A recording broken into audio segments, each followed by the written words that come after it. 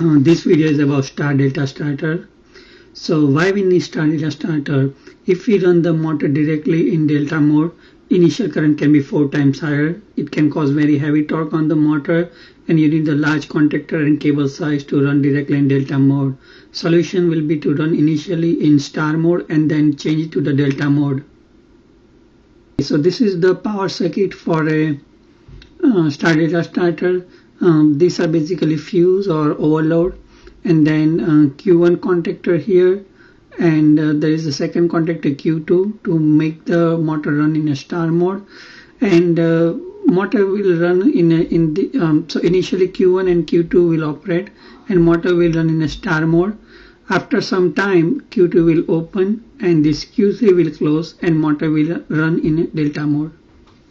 Okay, so this is a simulation of the power circuit. As you can see, initially Q1 and Q2 are closed and now motor is running in a star mode.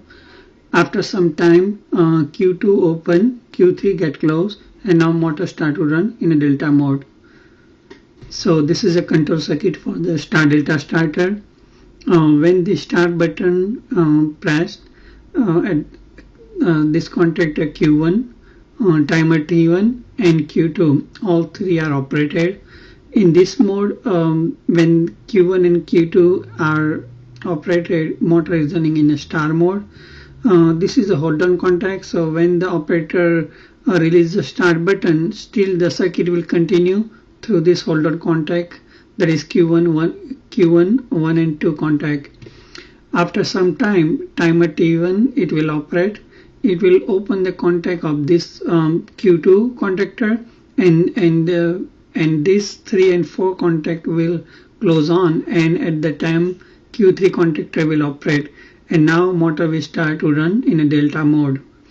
Basically this Q3 and this Q2, they are for interlocking, so it will make sure that only Q2 or Q3, either of them operate at the same time, but not both at the same time. Okay, so this is the simulation on the control circuit. Okay, so as you can see, when you press start button is pressed, Q1, T1 and Q2 are on and motor is running in a star mode. Okay, after some time Q2 is open now, and as you can see Q3 is closed and now motor is running in a delta mode.